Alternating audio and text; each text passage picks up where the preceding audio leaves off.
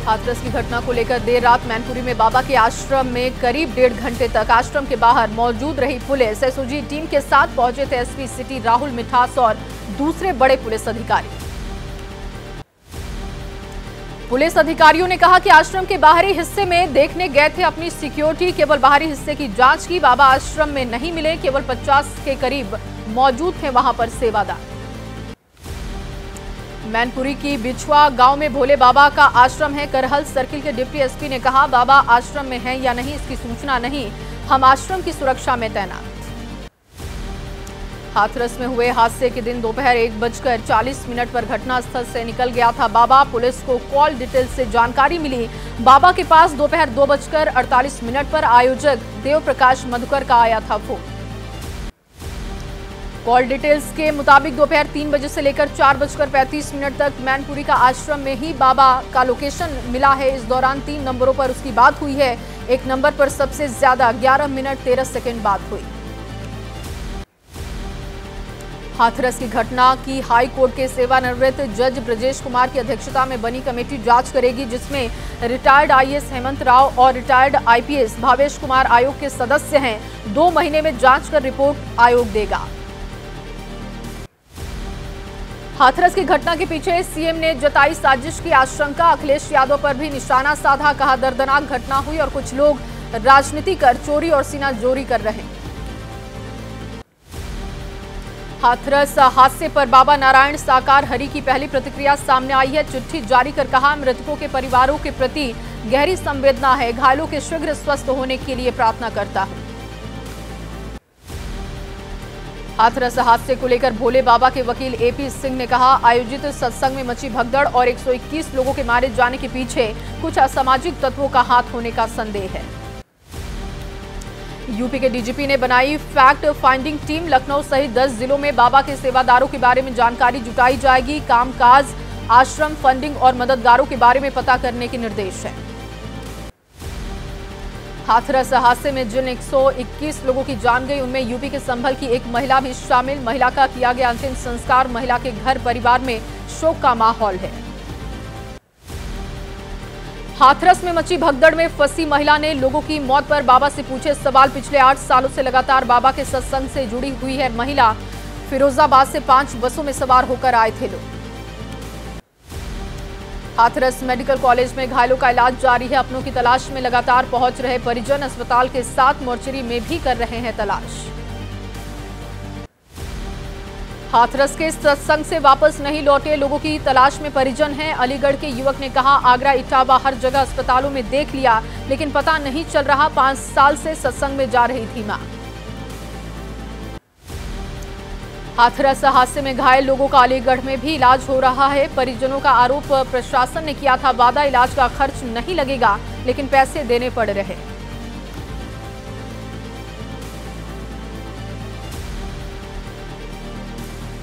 तो हाथरस कांड में हर रोज नए खुलासे हो रहे हैं। देखिए अब 9 सेकंड में इससे जुड़ी हुई खबरें।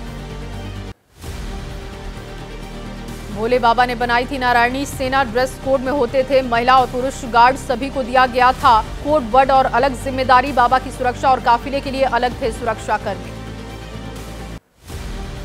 मैनपुरी में भी बाबा का आश्रम है। आश्रम के ठीक सामने है आइडियल महाविद्यालय की बिल्डिंग, जिसमें बाबा ने बना रखा था अपने कार्यक्रम का बैकअप रूम। मैनपुरी में एबीपी के सवालों से भागे बाबा के सेवादार। आश्रम से निकली गाड़ी में सवार थे 6 सेवादार। पहले लापरवाही से कहा बाबा यहां नहीं है, ये पूछने पर आप कौन, फरार हुए सभी लोग। हाथरस के कार्यक्रम को लेकर लगाए गए पोस्टर में दिख रहा संजू सफाई कर्मचारी के पद पर है तैनात। आयोजक स्थल के पास फुलरई गांव का रहने वाला है शख्स। ग्रामीणों ने कहा लोगों की करता है मदद। कासगंज की पटियाली तहसील के बहादुर नगर में बाबा का पैतृक घर है। आलिशान गाड़ियां चलाने वाला बाबा, जिसके घर में साइकिल बरामद हुई। संभल जनपद में भी बना हुआ है भोले बाबा का करोड़ों का आश्रम। सेवादार ने बताया पत्नी के नाम आश्रम है। 2015 के बाद बाबा आश्रम में नहीं आए, केवल उनके अनुयायी आते हैं। इटावा के कटे खेड़ा गांव के पास भी बना है भोले बाबा का सत्संग और प्रवास स्थल। करीब 3 साल पहले 15 बीघा जमीन पर बने सत्संग स्थल पर छोटे मोटे कार्यक्रम हुए। 8वीं पास से सूरजमल उर्फ भोले बाबा कासगंज में बाबा के साथ पढ़े और साथ में पुलिस की नौकरी में रहे राजेंद्र मौर्य ने एबीपी न्यूज को बताया। कहा, सूरजमल कहता था एक रोज उसके गांव में चमत्कार होगा। आगरा में साल 2000 में अरेस्ट हुआ था भोले बाबा। सामने आई एफआईआर की कॉपी। चमत्कारी उपचार अधिनियम के तहत मुकदमा दर्ज हुआ था। बाबा अपने भक्तों को सुदर्शन चक्र चलाकर और बिजली गरजाकर प्रभावित करता था। पीलीभीत के सत्यगिरी महाराज का आरोप है कि 2011 में भोले बाबा के सत्संग को लेकर उन्होंने कहा कि बंधक बनाकर उसके साथ मारपीट हुई थी। मामले में हो कार्रवाई। हाथरस कांड पर जमकर बरसे परमहंस आश्रम के पीठाधीश्वर मौनी स्वामी सूरज पाल को मृत्यु दंड देने की उठाई है मांग। कहा, सरकार की छवि खराब करने के लिए एक बड़ी योजना के तहत ये घटना हुई। प्रियंका गांधी ने प्रशासन की लापरवाही गिनाकर योगी सरकार पर निशाना साधा। कहा, लापरवाहियों की इतनी लंबी लिस्ट लेकिन किसी को कोई जवाबदेही नहीं और बार बार ऐसे हादसे होते रहते हैं। शिवसेना उद्धव गुट की नेता प्रियंका चतुर्वेदी का भी बयान सामने आया। उम्मीद थी कि पीएम हाथरस घटना का जिक्र करेंगे लेकिन उन्होंने नहीं किया क्योंकि यूपी की जनता ने उनकी पार्टी को अपेक्षा के मुताबिक सीट नहीं दी। हाथरस हादसे में मृतकों के परिवार से मिले केंद्रीय मंत्री एसपी सिंह बघेल। कहा, प्रशासन को देखना चाहिए था कि आयोजन के लिए पूरे इंतजाम है या नहीं। यूपी के मंत्री अनिल राजभर ने कहा कि हाथरस जैसी दुखद घटना के लिए सीधे तौर पर आयोजक जिम्मेदार, वहां के स्थानीय लोग जिम्मेदार। रिपोर्ट आने पर जिम्मेदार लोगों पर बड़ी कार्रवाई होगी।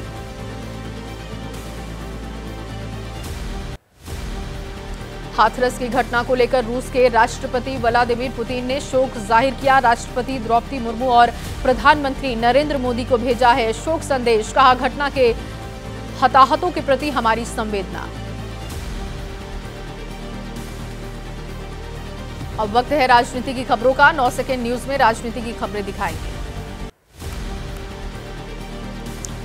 राज्यसभा में राष्ट्रपति के अभिभाषण पर चर्चा के दौरान बोले पीएम मोदी। कहा, मेरे लिए भ्रष्टाचार के खिलाफ लड़ाई चुनावी जीत या हार का पैमाना नहीं। कांग्रेस ने अब भ्रष्टाचारी बचाओ आंदोलन चलाना शुरू किया। पीएम मोदी ने कहा कि बताना चाहता हूं कि पहले एजेंसियों का कैसे होता था दुरुपयोग। राम गोपाल जी के भतीजे को भी बताए। राजनीति में एंट्री करते ही सीबीआई का शिकंजा कसने वाला कौन था। पीएम के भाषण पर बोले कांग्रेस महासचिव जयराम रमेश। 3 मई 2023 से मणिपुर जल रहा है। आज भी मणिपुर के लोग पूछ रहे हैं कि प्रधानमंत्री यहां पर क्यों नहीं आते। प्रधानमंत्री मोदी के भाषण पर बोले कांग्रेस सांसद गौरव गोगोई। पीएम ने सदन को भ्रमित किया। अगर मणिपुर में परिस्थिति संतुलित होती तो क्या बीजेपी मणिपुर में दोनों सीटों पर हारती। प्रधानमंत्री के संबोधन के दौरान विपक्ष ने वॉकआउट किया। बीजेडी ने दिया विपक्ष का साथ। वाईएसआरसीपी सदन में प्रदर्शन से रही दूर। दोनों पार्टियों की राज्यसभा में बड़ी उपस्थिति है। प्रधानमंत्री के संबोधन के दौरान विपक्ष के वॉकआउट पर केंद्रीय मंत्री कृष्णपाल गुर्जर ने कहा, कांग्रेस सच्चाई सुनना नहीं चाहती, इसीलिए वो हर बार मैदान छोड़कर भागते हैं। नेता प्रतिपक्ष राहुल गांधी का राजनाथ सिंह पर आरोप। कहा, रक्षा मंत्री ने शहीद अग्निवीर के परिवार को मदद मिलने के बारे में सदन में झूठ बोला। उन्हें माफी मांगनी चाहिए। भारतीय सेना ने एक्स पोस्ट में कहा कि अग्निवीर अजय के परिजनों को दिए 98,39,000 करीब 1,65,00,000 की मदद होनी है। झारखंड के नेतृत्व में एक बार फिर से बदलाव। चंपई सोरेन ने मुख्यमंत्री पद से इस्तीफा दिया। अब उनकी जगह पर हेमंत सोरेन झारखंड के अगले मुख्यमंत्री होंगे। रांची में सत्ता पक्ष के विधायकों की बैठक में सीएम पद के लिए हेमंत सोरेन के नाम पर सहमति बनी। मौजूद थे चंपई सोरेन, झारखंड कांग्रेस प्रभारी और इंडिया गठबंधन के दिग्गज नेता। हरियाणा के पूर्व मुख्यमंत्री भूपिंदर सिंह हुड्डा आज चंडीगढ़ प्रेस क्लब में मीट द प्रेस कार्यक्रम में लेंगे हिस्सा। हरियाणा विधानसभा चुनाव को देखते हुए अहम मानी जा रही है कार्यक्रम। और देश की बड़ी खबरें अब आपको दिखाते हैं 9 सेकंड में। संसद में शपथ ग्रहण के दौरान सदस्य नहीं लगा सकते नारे। लोकसभा स्पीकर ओम बिरला ने नियम में किया है संशोधन। अलग से बोलने पर स्पीकर के पास कार्रवाई का अधिकार। डिब्रूगढ़ जेल में बंद अमृतपाल 5 जुलाई को लेगा सांसद की शपथ। एनएसए के तहत बंद है खालिस्तान समर्थक। खजूर साहिब से जीता है लोकसभा का चुनाव। आंध्र प्रदेश के मुख्यमंत्री चंद्रबाबू नायडू का आज दिल्ली दौरा है। पीएम मोदी से मुलाकात कर सकते हैं। वित्त मंत्री निर्मला सीतारमण और अन्य केंद्रीय मंत्रियों से भी मिलने की संभावना। लखनऊ में शिया पर्सनल बोर्ड की राष्ट्रीय कार्यकारिणी की बैठक में यूनिफॉर्म सिविल कोड पर चर्चा। यूसीसी लागू होने पर आंदोलन की चेतावनी। उत्तराखंड में यूसीसी को रद्द करने की भी मांग। लाल कृष्ण आडवाणी की फिर से बिगड़ी है तबीयत। कल रात से अपोलो अस्पताल में भर्ती हैं। डॉक्टर्स की निगरानी में हो रहा है इलाज। राजस्थान बजट सत्र का आज दूसरा दिन है। राज्य की 16वीं विधानसभा के दूसरे सत्र में भारी हंगामे के आसार हैं। सत्र में कई विधेयक भी पारित होने की उम्मीद। मध्य प्रदेश बजट सत्र का आज चौथा दिन है। सरकार को घेरने की तैयारी में कांग्रेस है। मोहन सरकार ने कल किया था बजट पेश। आज और कल बजट पर होगी चर्चा। रांची में आज पूर्वी क्षेत्रीय परिषद की 14वीं बैठक है। झारखंड के अलावा बिहार, पश्चिम बंगाल और उड़ीसा के मुख्यमंत्री या उनके प्रतिनिधि होंगे शामिल। शंभू बॉर्डर खुलवाने को लेकर आज धरना प्रदर्शन करेगी कांग्रेस। अंबाला शहर में कालका चौक पर प्रदर्शन है। बड़े कांग्रेस के नेता शामिल होंगे। किसान नेता भी ले सकते हैं हिस्सा। आज होने वाली दिल्ली विश्वविद्यालय की एलएलबी की परीक्षा स्थगित की गई। नई बताई गई है वजह। कहा नई तारीख का जल्द ऐलान होगा। सेमेस्टर 2, 4 और 6 के लिए होने वाली थी परीक्षाएं। देश में बाढ़ बारिश का सितम शुरू हो चुका है। मौसम से जुड़ी खबरें अब आपको दिखाते हैं 9 सेकंड में। असम और मेघालय के लिए मौसम विभाग का पूर्वानुमान है। आज अलग अलग जगहों पर भारी से बहुत भारी बारिश का अलर्ट है। जलभराव वाले इलाकों में एहतियात बरतने की निर्देश। उत्तराखंड में भी आज मुसीबत बनकर बरस सकते हैं बादल। प्रदेश के कई स्थानों पर भारी से बहुत भारी बारिश की चेतावनी है। नदी किनारों से लगते इलाकों में भी अलर्ट है। नागालैंड, मणिपुर, मिजोरम में भारी बारिश की आशंका है तो त्रिपुरा में भी जारी हुआ भारी बारिश का अलर्ट। अलग अलग स्थानों पर हो सकती है भारी बारिश। उत्तराखंड के हल्द्वानी में मानसून के पहले की बारिश मुसीबत बन चुकी है। शहर में जगह जगह पर जल भराव। एसडीएम और सिटी मजिस्ट्रेट ने किया जल भराव वाले इलाकों का निरीक्षण। उत्तराखंड के लालकुआं में बारिश के बाद कई इलाकों में भरा पानी। रेलवे स्टेशन पर जल भराव। ट्रैक पानी में डूबा तो कई मोहल्लों में भी भरा बारिश का पानी। साइबर सिटी गुरुग्राम में जल प्रलय जैसे हालात। आधे घंटे की बारिश ने खोली प्रशासन के दावों की पोल। सीवर लाइन से पानी का ओवरफ्लो हुआ। तालाब नजर आ रही हैं सड़कें। हालात बद से बदतर। हिमाचल प्रदेश के मंडी में भी मूसलाधार बारिश। बरसाती नदी नालों में आया उफान। मंडी शहर से गुजर रही ब्यास नदी भी उफान मारकर बह रही। नदी किनारे से लगते इलाकों में अलर्ट जारी किया गया।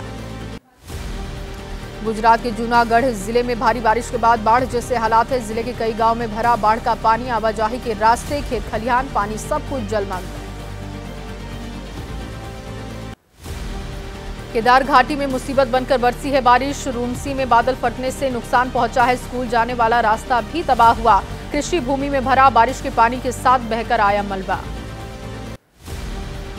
लाहौल स्पीति में चंद्रभागा नदी का बढ़ा जलस्तर। नदी पर बने पुल के ऊपर से बह रहा पानी। ग्लेशियर पिघलने की वजह से नदी का जलस्तर बढ़ा।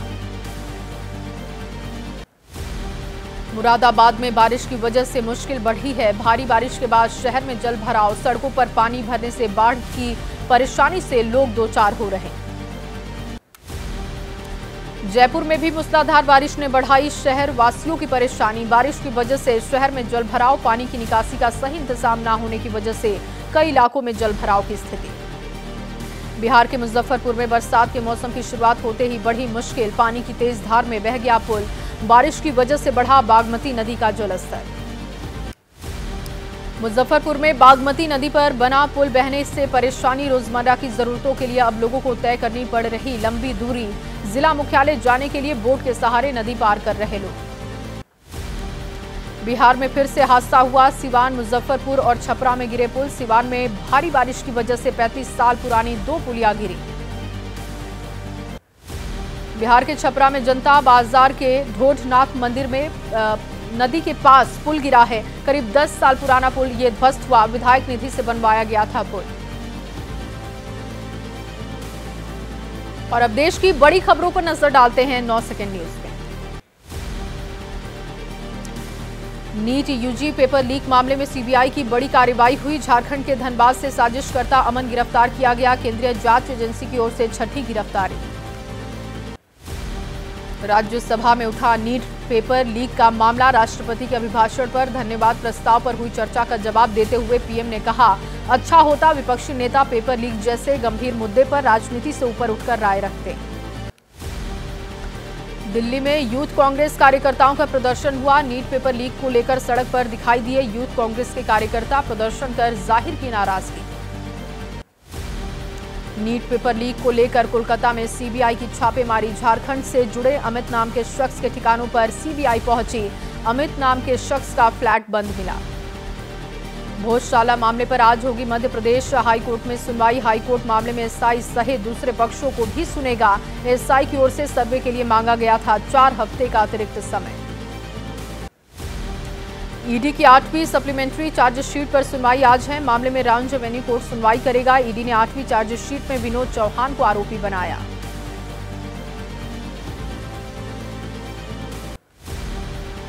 दिल्ली के सीएम अरविंद केजरीवाल की न्यायिक हिरासत 12 जुलाई तक बढ़ाई गई है। राउंड रेवेन्यू कोर्ट ने बढ़ाई न्यायिक हिरासत की अवधि। आबकारी घोटाले में 21 मार्च को हुई थी केजरीवाल की गिरफ्तारी।